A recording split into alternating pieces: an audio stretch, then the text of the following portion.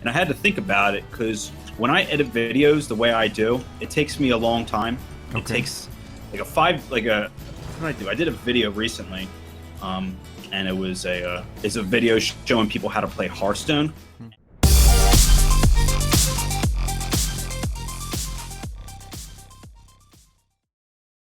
Hello everyone and welcome to this week's episode of Pillow Talk.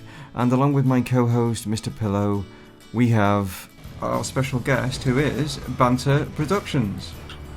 Hello. And he would normally be, we would normally be playing Hearthstone right now, but unfortunately in the world of technology, Battle.net is playing silly buggers, so we have decided that the best game that we can play and the one that we both got is Rocket League. And I know this was on last week, guys, but don't worry, it is a different opponent, I swear to you. So without further ado, Banter Productions, go ahead and tell me more about your channel and what it does. Thank you for having me here, sir. I appreciate it.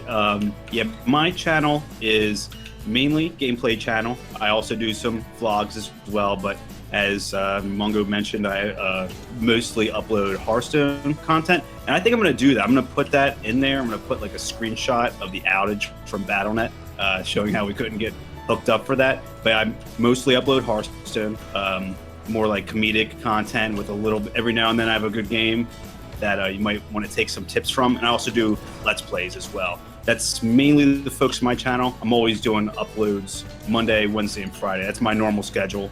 And then depending on what's happening in the world of gaming or technology, might do another upload as well during the weekend, something like that. Yeah, cool. So, first question then, where did the name Banter Productions come from? That's a really good question. I had a few YouTube channels before this. I had one called The Mask. I also had my own music channel as well. And I wanted to create something that kind of more reflected my personality. And if you watch my YouTube videos, I like to talk a lot of trash, like an uncomfortable amount sometimes. And just the name Banter, there wasn't a lot of popular channels named Banter or anything like that. And it kind of just rolled off the tongue. It was a nice 2-syllable word. So, and my wife was like, hey, why don't you do that? I was like, that's a great idea. So I kind of got it from her, to be honest. That's where it came up with. Oh, right, okay. So she's responsible. Yeah, blame her if anybody has any. So that's who you need to write to, guys, like when you're putting in your complaints and stuff. Yeah, tell Google or YouTube if there's any shenanigans. It's from his wife more than anything. Okay, right.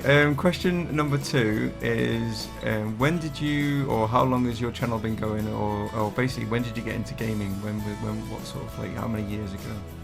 Oh man, well, I've been gaming. I'm 30. I'm about to be 30 in October. I've been gaming since I was like 5, I guess. Like, got the Super Nintendo and Super Mario World. That was like my first gaming experience. I've been gaming ever since then, various platforms and stuff. But the YouTube channel, this channel has only been around since last July, so it's about 11 months that I've had it up for. Oh, so fairly sort of about the same. My man's just gone over a year, and I'm like 33, so we're similar sort of ages. So I was brought up with the snares and stuff like that, and things. So yeah, we've got sort of similar. They're gonna Scott. Similar sort of maybe time scale on that, on like how everything started out basically. I like to think of you as my UK doppelganger. That's kind of what's happening, except you don't wear glasses. For you.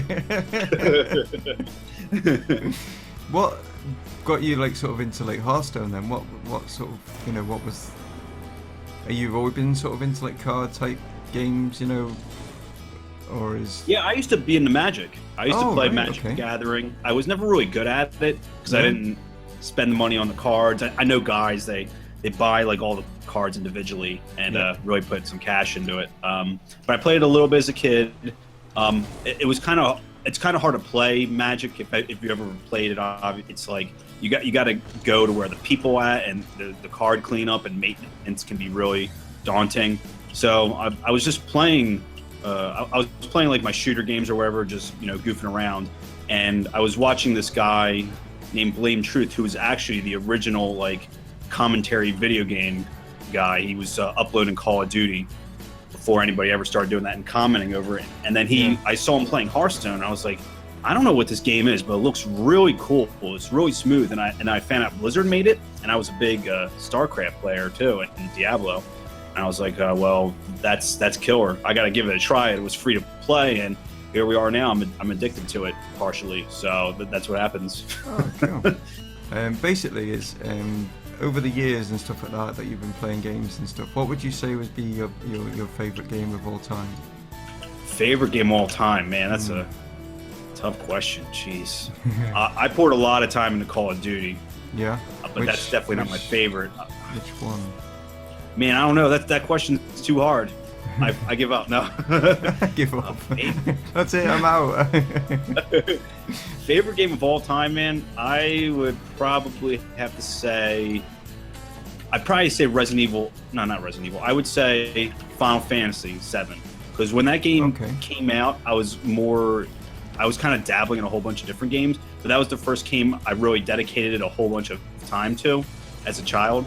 And it just blew my mind that like you could create your own character and kind of have full customization like that. Like that was amazing to me. And I really still like RPGs for that reason. So I'll say Final Fantasy VII is number one for me. So are you looking forward to the remake then? Oh yeah, I will be playing that. There will definitely be a playthrough on that on my channel.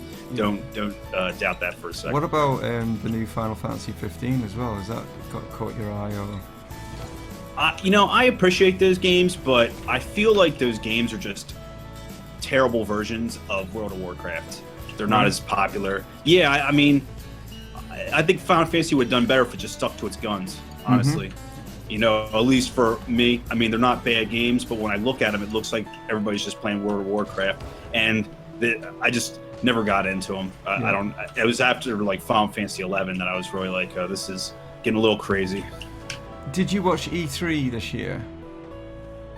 I did. I did watch some E3. I didn't catch like a whole lot of it, but I was watching some of it. What sort of like stood out for you from E3 this year? What sort of like caught your eye? Did anything interest you? Did it just bore the tears off you? What was your sort of overall feeling of E3 this year? I saw some things on E3 that were okay. Like I liked Resident Evil 7. That looks pretty nice how they're going with this type of very survival horror first person scary thing. Yeah. But I feel like and I'd like to hear your input on this as well. I feel like the gaming industry is stuck on this rut where everybody's kind of playing like the same 5 or 6 games just reskinned by different companies. Yeah. And I feel like this E3 was really a prime offender of that, unfortunately. I've said this before, and I think it seems to be like the thing now, whereas, the film industry, like, it sometimes the film industry itself goes through like these stages where you'll suddenly get like really good sort of films come out, really good stories, they're just like, one of a kind, and then they have like a period where everyone just goes lazy, and everyone tends to say what they do is they tend to go into, oh well, they made a load of money on this type of genre of type film, so, and it seems to be like that's the way the game industry seems to be going right now, that sort of format, rather than putting any effort in. And I just feel that it seems to be this very much rehash type feel. PlayStation, to be fair, they came out with quite an interesting lineup of different genre of different games and stuff, but I still feel I don't know, I think the ideas are just a bit stagnant at the moment. I just that's how I'm feeling. I just think the story. I agree with you. I think everybody's gonna just they know what makes them money, and people have that's what I'm saying. I think the money men have got too far involved rather than the creative men. Do you know what I mean? I think that's I don't know how I scored that. I have no idea. It's because I knocked it in. Watch me. Oh, I see. Watch this. This is all me. Hold on a second. There. Oh, see. There we go. No goal. I'll take that. All you, man. It was all skill. Don't let anybody tell you otherwise. It was all me, mate. But for the most part, I feel like a lot of games crash because of that. Like especially the movie games, like the whole movie video game industry. Like if somebody, like if a developer comes out with a movie game and it's good, they're very lucky because they have these deadlines where they're like, okay, well, if we create a movie game, our revenues are going to skyrocket and we'll get more profit as well. But they're rushed because they're, like you said, they're seeing green, and they know that they're going to make money off of it, and they can just slap something onto a disc and then it'll be okay. And I think a lot of video games are having that issue, and I think that's why like indie games are doing so well, because these people, the only thing they're doing is, as far as quality goes, is they're saying like, hey, we're not going to make a game with amazing graphics, but it'll play well, it'll have a decent story, and we'll make it for $15, whatever it might be, and it'll rock, and Rocket League is actually one of those games. So I think that I'd rather pay less money for something that took more time. Maybe the graphics aren't amazing, they're not 4K or whatever. I'm okay with that. And I feel like you're right. There's a lot of saturation in the market right now, and these business guys, they're realizing they're gonna have to start paying for these beach houses and these boats. and that's why they're putting a lot of pressure on these artists, and that's why the quality is dipping. So I feel the same way, and I feel like there's some laziness too, especially as far as Hearthstone goes. There's a lot they could do that maybe that they are doing, and we're not seeing it behind the scenes, but there's a lot of content that's left to be desired as a result of like deep pockets and seeing not the art form, or just like, hey, I want that second boat or whatever it might be. So I agree with you there on that. Where do you see your channel in 5 years time? 5 years, man. Do you still see yourself doing it, or do you? I do, because it's funny. I was talking to, I joined a network recently, and the guy was asking me about how I edit and stuff like that, and I had to think about it, because when I edit videos the way I do, it takes me a long time. It takes what did I do? I did a video recently, and it was it's a video showing people how to play Hearthstone, and the video, like just getting all the footage together and recording it, getting all the effects going and annotating it, tagging it, all that stuff. It took me at least 10 hours just did that, and I did it straight through. But when I was doing it, it didn't feel like 10 hours. It felt like, it was kind of like when you were playing a game that you really like, and then the time just flies by. That's how it felt for me. So in 5 years, I'm still going to be doing this, because I was doing it 5 years ago. It's just that there was intermittent times, like I was trying to upload videos on a netbook, and I was using my webcam, my crappy netbook webcam, to record things. I really enjoyed doing it. I enjoy playing music as well. I get music on my channel on top of it. So in 5 years, I'll be definitely doing this. And I have some numbers I want to hit, as far as like how many videos I've uploaded, views, subscribers, all like that stuff, and we'll see if I can hit it or not. But end of the day, this is a lot of fun for me, so I'll still be here in some capacity, that's for sure. Cool. Do you think you'll still be pasta orientated, or do you think something else will have come along? I'm sure something else will come along. I have a terrible attention span, so something will catch my interest, and who knows, maybe I'll be playing Rocket League in 5 years time, but I'll definitely be here. Hearthstone's a lot of fun though. I would say the way that they built Hearthstone, it's very competitive with Magic the Gathering, because it's so easily accessible. It's very easy for new players to get involved. But as long as they just are nice to the community and they are releasing new things to keep it interested, I can see myself definitely still playing it. It's a very chill game, and like we were talking about earlier, it's just a shame that if you buy cards on an American server, that you can't bring them over to your European server. Yeah, that is something like that we were like. This is like what we were mentioning, like the fact that I play Overwatch, and that is a Blizzard game, and we found out that yes, that can be played on no matter what region you're in, and all your stuff gets handed over. But at the same time, they've made it a AAA, a title, and with a AAA price tag. And it's oh god, I've gone too far. Just putting your way. Oh my god. Oh no. Whereas Hearthstone obviously is free, but then there's obviously packs and stuff and everything involved in that, and that's maybe the reason why, because they don't want you you know, they want you to buy more packs and stuff. I'm not entirely sure. Oh my god, let's go in. Oh, I saved it. Nice save. Well, the weird thing for me is I've been playing Hearthstone for a very long time, but when you like, let's say we were to, did I just blow that goal? Are you kidding me? When I was messing around and I was playing on the European server, now this ends up working out for me because my wife may end up playing Hearthstone and getting into it. I might do like a beginner series where she tries to play the game and go through the tutorial and everything. It works out for her because when she plays on Asia or Europe, it goes through the whole tutorial like you've never played the game.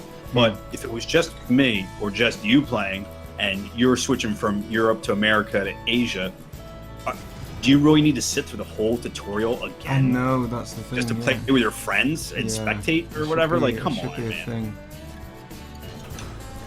Oh, no. The computer was mad about last game, so we're getting trounced right now. We're getting beaten up now, yeah. So, but yeah, I mean, it's one of those, and I mean, the other thing, just going back to like to the E3 like discussion, we were saying like they're bringing out Gwent card game, which is from The Witcher 3, and is that something that's going to interest you, or are you just sticking with Hearthstone? You know, I love my RPGs and shooter games. I know Witcher's kind of more like a sword dragons type of thing, and it really does. It does interest me. I don't know if I'll get to play it now. Here's the way I look at it, and I'm creating a video about this. The summer steel sale is happening right now, and the Witcher series in general has some insane discounts. Like you get the Witcher 1 for like $3, I think, right now, and the Witcher 3 is half off at this time. If I don't buy it for Steam sale, I probably won't play it like anytime soon, but maybe in the future I'll get into it, maybe do like a revisited type of series, like, hey, remember this game when it came out? It was a big deal. Let's see if it holds up over time with all the new releases type of thing. I mean, I've got like Witcher. I mean, I love The Witcher 3. That's probably my game of all time because it's seriously, I just love that game. But as for the actual Gwent card game that they've like spun off from it, that's nothing. That's to be. I didn't think it brought anything to the actual original Witcher anyway. It didn't bring anything to the game, so it doesn't tend to interest me. But who knows? It's one of those, and that's just what I'm just saying about the 5 years time. You just don't know, you know, where we're going to be and stuff like that, and what games are going to be around. And it's, I mean, will VR be the next big thing? Who knows? You know, or is it going to be a flash in the pan, a bit like 3D TVs? Who knows? I don't know. Oh, so I misunderstood you. So it's like a card game, kind of like Hearthstone, but based off of Witcher. Well, The Witcher 3 itself is obviously the RPG and stuff, but you go into taverns and you can sit down with someone and play the card game in the game. Oh, so what they've done is they're going to spin that off and make it a separate game like Hearthstone. So Gwent is what it's called, and it's going to be a standalone game on its own called Gwent. So yeah, it's basically going to be like bringing out sometime soon. And I was just wondering whether you playing, you know, Hearthstone with another card game would, like, you know, be interested to you, or oh yeah, you know, sorry, I misunderstood you there. No, I think, that's fine. Yeah, a card game like that might get me interested because I never played World of Warcraft once, but I was able to get into the Hearthstone lore even without that. So yeah, I could see myself probably playing that. Hearthstone really has set the bar though, because even though you know Blizzard has their issues, and you know, depending on who you're talking to in the community, Blizzard is lazy and they don't do any work on the game at all. Some people feel that way. I'm not one of those people. I think they do a good job, all things considered, especially their competitors. Like, they're competing against a game that has been around almost since the beginning of the gaming, Magic the Gathering. Yeah, I mean, if The Witcher is able to pump out a thing like that, I mean, that's their real competition right now, is can they be competitive with Magic and Hearthstone? And if they can be, I mean, I'm pretty excited for that, and it's something I definitely would add to my channel. Yeah. Okay, that's cool. But yeah, it's it's been great to have you on, and I hope, I mean, this is all that I offer this to everyone, but I hope that I can have you on again in the future, so that we can, you know, discuss how you've been going on, how you've been getting on, and what's been on, you know, new stuff on your channel. And who knows, you know, hopefully, even if it's not just on Pillow Talk, but we could even do maybe some kind of collaboration on something like Hearthstone in the future, which would be pretty cool. As long as it works, because like today it hasn't. I don't know if that's something that interests you. Oh no, definitely. Yeah, I mean, Yeah. I'm totally all about doing a collaboration with you. Brilliant. You're very professional, and your channel is very, very high quality. What are you watching, And that's mate? what I'm trying to do is always increase my quality as well. No, in all seriousness, I think more channels should be like yours. You know, Oh my obviously, God. All right, you okay. know, I'll tell I think. PewDiePie. Yeah, tell PewDiePie that you're Yeah, he coming needs for to him. needs I'm to sure like, he'll you love to know, hear up his that. game, like, you know. It's like No, I'm totally down for that. And I think even with the BattleNet issues and the time difference, I think that's something that I would Oh love to set yeah, up. sound difference is not You a know, problem. as the viewers are willing to see it and they don't hate the fact that, you know, we're basically the same person, just continents apart, then Yeah. hey, it's gonna happen. Absolutely. Brother from another mother, like. Yeah, you got it. Okay, well, it's been, like I say, it's been absolutely brilliant having you on, and who knows? I mean, it's depending on, like, you know, if your wife's, like, you know, able to talk and stuff, then maybe she can come on and show me how to play Hearthstone. So, yeah, that'd be quite Yeah, cool. who knows? Maybe I'll turn her into a pro. Maybe she'll Yeah. get better at me. And then, yeah, she'll be the one teaching you. That would be That'd pretty be quite, amazing. that'd be quite a cool video. That'd be so sweet. Yeah, that'd be. I can't show her all my tricks though, because she would never let me forget it if she's able to beat me in Hearthstone consistently. That's I can't show her all my tricks, but No. maybe I'll slip some tricks to you under the side. Kinda, Yeah, you know, right, okay, yeah. Right, well, I'm just going to pause the game right here, like, and yeah, that's been awesome, and make sure you check out Banter Productions. All his links and everything will be down in the comments below, not the comments, the description I should say. You guys do the comments, I just do all the other hard bit. So, yeah, in the description below will be all the links to his, I take it you've got your I mean, Twitter and stuff, you're fine with me putting all that up there, I take it? Mm-hmm. Yeah, so I'll put all the links down so you can get in touch with Banter Productions and go check his channel out, guys. He doesn't just do Hearthstone, he does other games as well, and they are well worth checking out. So yeah, there we go. Massive hugs from me, and obviously from Mr. Pillow as well, and I will catch all you guys on the next Pillow Talk, and once again, thank you to Banter Productions. Thank you for having me, guys. Thanks for watching, and make sure if you haven't already, subscribe to Mumongu as well. Like his video, share it with all your Facebook friends, tweet about it, and spread it out as much as you can if possible. Yeah, brilliant. Thanks very much. Take care, guys. Massive hugs again. Cheers.